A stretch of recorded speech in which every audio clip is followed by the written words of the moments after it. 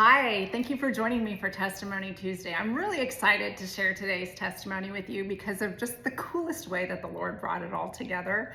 Um, you know, Sometimes He has me wait all day to really clarify the message, and sometimes He gives it to me a week in advance, and sometimes I always start asking Him and bidding His ear on Monday of each week, saying, okay, what's on your heart? What tomorrow is, as if I have to remind Him about our thing we do on Tuesdays. So I always ask, or I start asking on Monday, if I haven't had a clear direction, from the week before, this is where we need to go.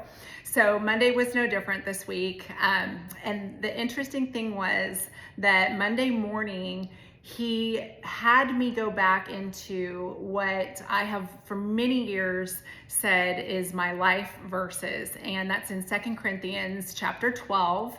It starts in verse 7 and it finishes at verse 10. And I'm going to share that with you in just a minute. We'll get into the meat and potatoes, but I want to start tonight and just say, don't ever discount the ways that God might be speaking to you, or the ways that Holy Spirit is trying to teach you something. He uses all manner of things. Of course, He speaks through His word. Sometimes He'll speak through a sermon or something that's written, that's just anointed, that just really grasps at your heart. But sometimes He speaks through very secular, worldly, otherwise non-Christian sources.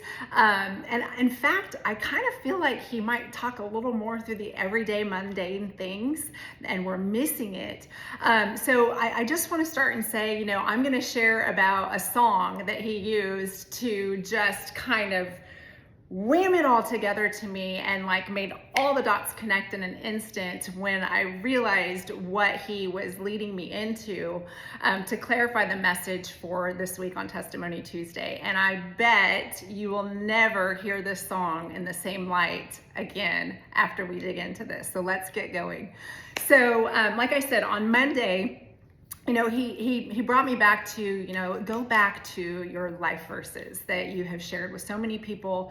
The Lord showed me this in His word years and years and years ago when I was going through a very difficult season. I was in my first marriage, and the last few years were completely tumultuous and very difficult. And I had grown up in a home where my parents were divorced from the time I could even remember. I was a baby when they split, and they lived in two different states. And there was a lot of hardness on the heart having to navigate that dynamic growing up and spending time with my dad and living with my mom. And so there was a whole lot of things. And so I married the philosophy in my little mind when I was about probably 8 years old, that I said to myself, I am never going to get divorced. I'm never going to do that. I'm never going to do this to my kids. It hurts. It's hard. And I was married to that all the way through my growing years, all the way through my first marriage. And, sometimes we have to let things go that are beyond our control to fix. And sometimes the Lord makes it very obvious that it's time to move. And I am in no way advocating for divorce in this message, and that's kind of a little rabbit trail I just got off on here. But and the reason why I say that is because marriage is just hard, and when you take two people that are imperfect and you put that together and you build a life and you play that out over years and you bring in kids and jobs and losses and all the things, it's really hard to navigate that, just a party of one, let alone trying to navigate that and then other things on top of that in marriage. And so marriage is just hard. And I would encourage you, if you are struggling in your marriage, seek the Lord with all you have. Seek His word, ask Him, do the counseling. If you've got two willing vessels, I am a living, breathing testimony, not in my prior marriage, but in my existing marriage, that there is no place that the Lord cannot go into and redeem and heal and fix. And it takes two willing vessels constantly seeking the Lord, and there's nothing that he can't do and heal in any relationship. So a little bit of a sidebar on that, but I want to go into this message with the proper spirit and intent of what the takeaway really is going to be. So 2 days ago, the Lord had me in 2 Corinthians again, and I'm going to read the whole passage to you, and then I'm going to go back and sit and camp on a little part of it, because in part, I feel like this is some overflow from the things that we talked about last Tuesday on Testimony Tuesday. You know, I came back for Testimony Tuesday after taking a 3-week break, and you know, the Lord was just doing things in my heart and in my mind that just needed to be dealt with. And you know, it was a dark time that I had been in, that he brought me out of faithfully and put me back on solid ground and said, okay, now we can keep moving forward. And so I couldn't help but notice that this week there is some overlap from the conversation we began last Tuesday about all of that. So I would encourage you, if you missed last Tuesday's message, go back and take a listen. I think it'll complement this one very well as we go a little bit deeper in a different way. So 2 Corinthians chapter 12, starting at verse 7, and I'm going to read out of the NIV. This is what Paul says. Paul wrote this. Essentially, the context of this is he had previously been given like incredible vision of heaven, and there were things that the Lord said that he could not share yet. And so this part is kind of speaking to that. He had received great revelation from the Lord, and there were some things that he could talk about and some that he could not. So we'll dig in right here. He says, to keep me from becoming conceited because of these surpassingly great revelations, there was given me a thorn in my flesh, a messenger of Satan to torment me. 3 times I pleaded with the Lord to take it away from me, but he said to me, my grace is sufficient for you, for my power is made perfect in weakness.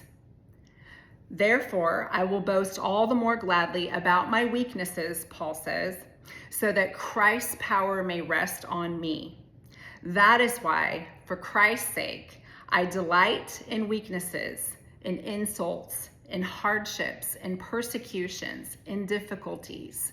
For when I am weak, then I am strong. And when the Lord showed me this verse in the Word years ago, when I was in a really tough spot, I held on to it with everything I had in me. And it was like a huge drink of refreshing water, because essentially what that means to me is, you know, when we are at our weakest moments, when we are in the pit of the pit and we have exhausted all of our options and we don't see the way out and we feel defeated or helpless or hopeless, and we're most out of the way, that is where the strength of the Lord is the most prominent in us and on us, because we have nothing to bring to the table. And that is where his glory shines the brightest.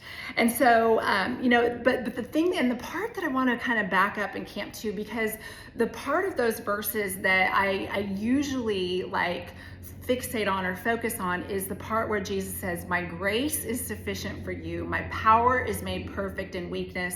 So in all the hardships and all the things, that is where my power is most magnified. However, I want to back up to verse 7 and verse 8, and I'm going to read it again. To keep me from becoming conceited because of these surpassingly great revelations, there was given me a thorn in my flesh, a messenger of Satan to torment me. Now, if you dig a little deeper in different versions of the Bible, the messenger of Satan is, it's called to question, like, what was it? Some believe it was a physical ailment, maybe, you know, literally just something that continuously hurt him or bothered him to make him like go back to being reliant on the Lord and just humble in whatever that was. Some believe that it was not a demon in him, but maybe the Lord allowed somewhat of a tormentor in his atmosphere that just constantly had to refocus the Lord on what he could do, because that was beyond him.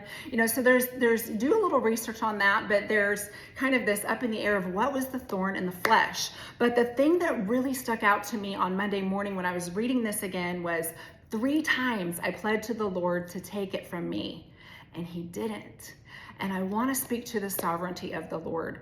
I read a book, gosh, I wish I would have looked it up again. It's been a while since I talked about it. It was by Charles Swindoll. Oh goodness, I'll have to put it in the comments. I'm not thinking of the name.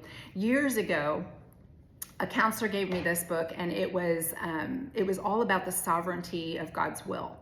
And one of the key concepts I took away from this book was it talked about, it was going into why do horrible things happen to good people, and the things of this world that happen that are awful that we just can't make sense of, the really awful headlines, about children and different things. And it's like, why, Lord, do you let this happen? And what I learned from this book was that there is a directive will of the Lord and there is a permissive will of the Lord.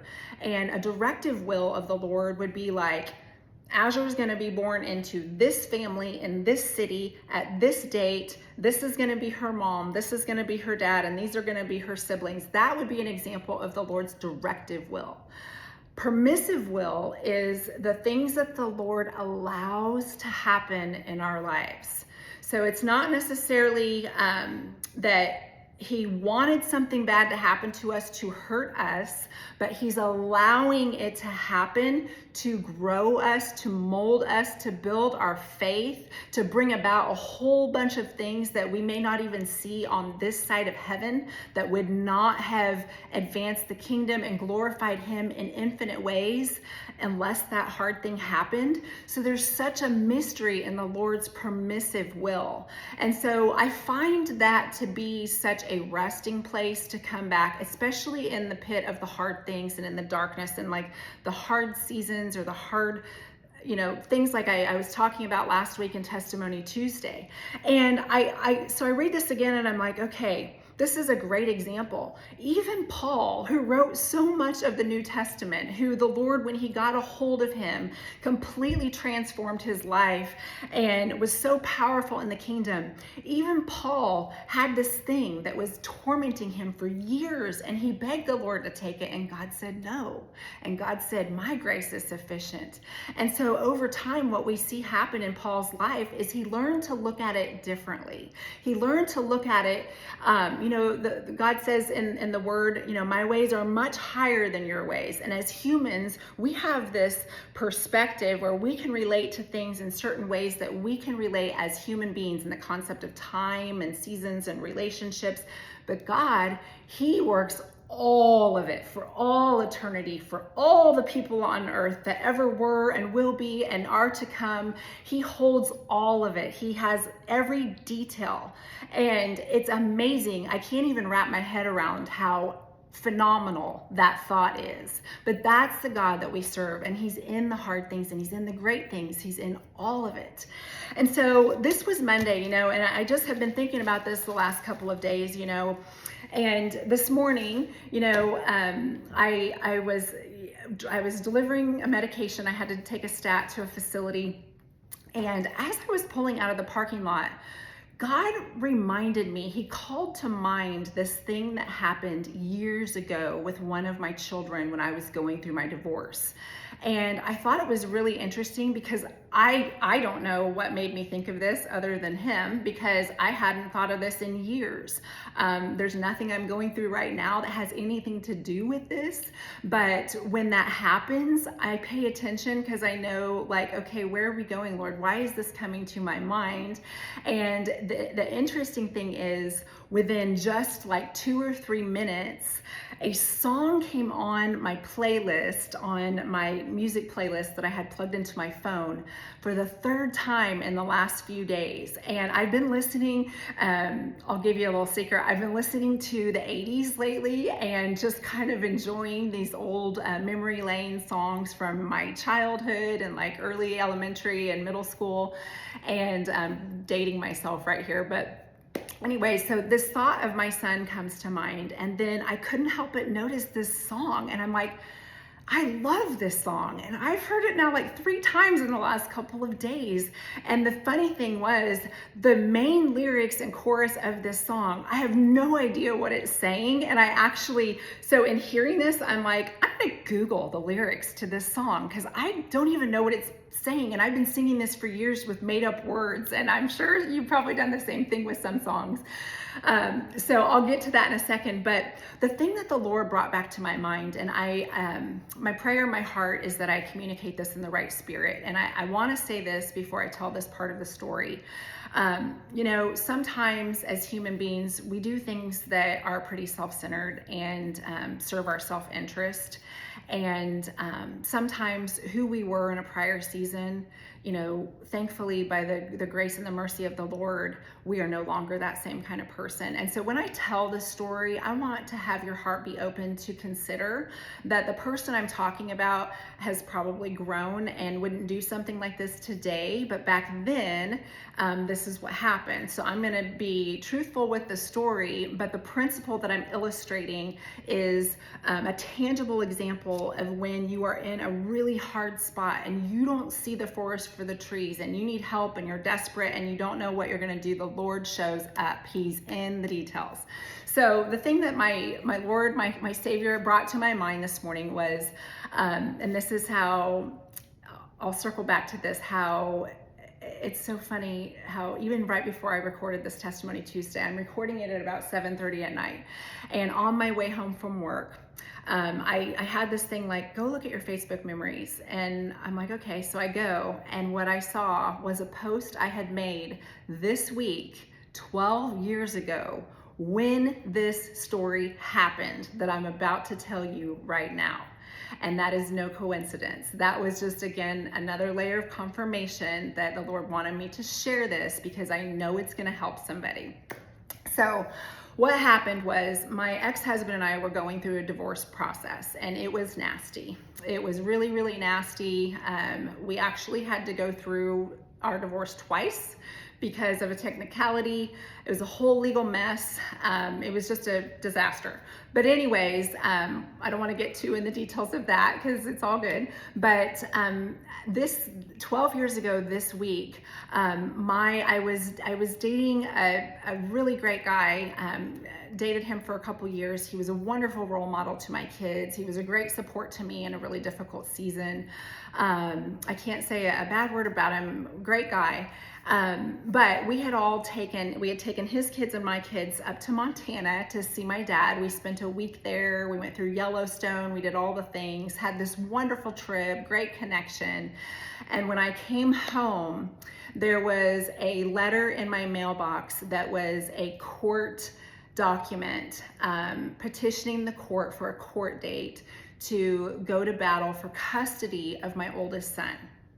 And I will tell you that it hit me like a ton of bricks. I don't want to go into too many details, but I will say this: it was motivated by a financial interest of my ex-husband. It had to do with child support and the amount of child support and what we didn't want to pay versus what the court had said we had to pay. And I knew that when I read it, but I opened this letter when I got home from this vacation with my family, with my kids, and it was pages, and it was all of these accusations and terrible things that were being alleged about my parenting, about my boyfriend, about my son, and the whole thing was a petition to try to move primary custody from my home to my husband, my ex-husband, or my soon-to-be ex-husband's home at that time, but only for my oldest son, who was about 15 at the time. And it was devastating. And I was in a state where financially going through a divorce that was drug out as long as it was devastating financially to me. It was extremely hard to even have the resources. And if it weren't for a family member who became my attorney in time, I wouldn't have been able to afford even going to the battle. So anyways, I get this document. My mama heart is crushed. I knew there was no merit in it. I was sick to my stomach that my kids were going to be dragged through this whole process. And I also had fear because, those are the times that the enemy really tries to get in your head and say, oh, well, you might, he could. And if your son goes there, then, his life is going to turn out terrible and, all the things. So all of this fear welled up. But in the goodness and the mercy of the Lord, he gave to me this verse, and I held on to it with everything in me every single day leading up to that court date that was a couple weeks out, and it was Exodus 14:14. And I want to, Exodus 14:13 through 14. And in this part of the Bible, Moses had just taken the Israelites out of Egypt, and they were freshly out of Egypt, but the Egyptians had changed their mind, and Pharaoh had changed his mind, and they were coming back to get them. And so the Egyptians were following the Israelites, and they were getting panicked, and they were afraid, and they were like, why'd you take us out here, just to kill us and all this? And this is what you find in Exodus 14. Moses answered the people, "Do not be afraid. Stand firm, and you will see deliverance. The Lord will bring you today. The Egyptians you see today, you will never see again." And this was the verse the Lord gave me. "The Lord will fight for you. You need only to be still." So I grabbed a hold of that verse with everything in me for 2 weeks, and I'll never forget the day we went to court. I'm standing up there with my attorney. My ex is standing there with his attorney, and the judge is literally reading through all the details. And normally, let me tell you, and I hope this has never happened to you, but normally this is the process. A judge will receive a document like that, and what they typically do is they send it to mediation. They assign a mediator, and then both parties have to pay for the mediator to do their work. And what the mediator does is they assess the mom's home, they assess the dad's home, they interview the kids, and the mediator proposes what they think is in the best interest of the child. So it's like a deeper dive into the situation that's sent out to a third party. Well then, and all of that takes time and money, and then you go back to court, and then the judge decides at that point. That's the normal course of action for allegations of the nature that they were. The judge that day, and I'll never forget this because it was such a feeling of relief and almost that I was gonna pass out. I was so relieved. But the judge reads this and he looks at it, and I'm prepared for what I think is gonna happen because my attorney has instructed me on this is what's probably gonna happen. And all of a sudden the judge goes, "No, we're not even gonna entertain this. We're not doing this." He didn't even send it to mediation. Didn't do anything with it other than shut it down. He saw right through all of the BS and shut it down. It didn't cost me any more money. It took that fear away. And that verse, "The Lord will fight for you, you need only to be still," it became so true and so real and completely manifested in that moment in my life and for the sake of my son's well-being. And anyway, so that was like, God reminded me of that today, and he was like, you ask me to take some of these hard things, but some of the things that I'm allowing are to show you who I am, and they're a testimony to show your kids or someone else, like, this is who I am, this is what I do, and it might be a defining moment attached to somebody else that will forever change the course of their life. So we just don't know all those parts of it. And so I just thought it was neat how the Lord just brought that back to my mind, and just what a testimony that is. So he called this to mind, and just a couple minutes later, this song that was popular, it hit #1 in 1986. I did a little research on this today.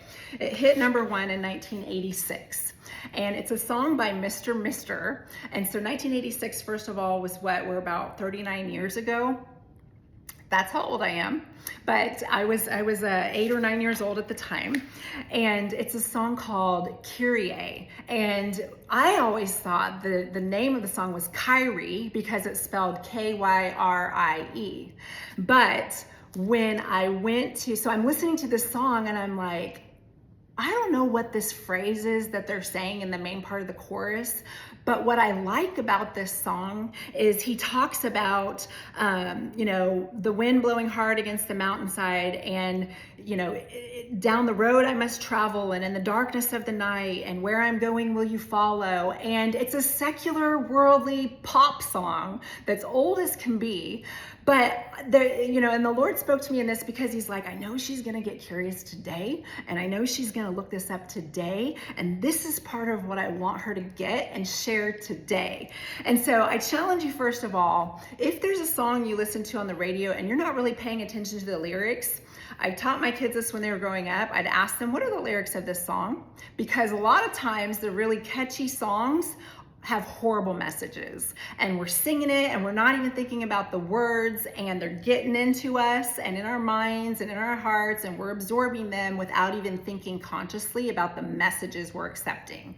Today, and I have to say, I clearly failed with this song because I had never looked up the lyrics myself, but I just got curious enough today to finally find out, what is that part of the song? I've never understood it, and I've just made up words.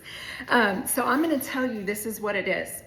I'm going to read some of the lyrics from Kyrie by Mr. Mister.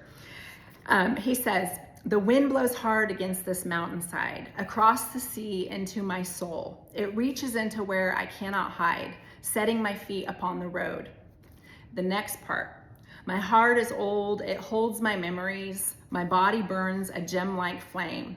Somewhere between the soul and soft machine is where I find myself again." And here's the chorus. "Kyrie eleison," and yes, I had to practice that many times today. "Kyrie eleison, down the road that I must travel. Kyrie eleison, through the darkness of the night.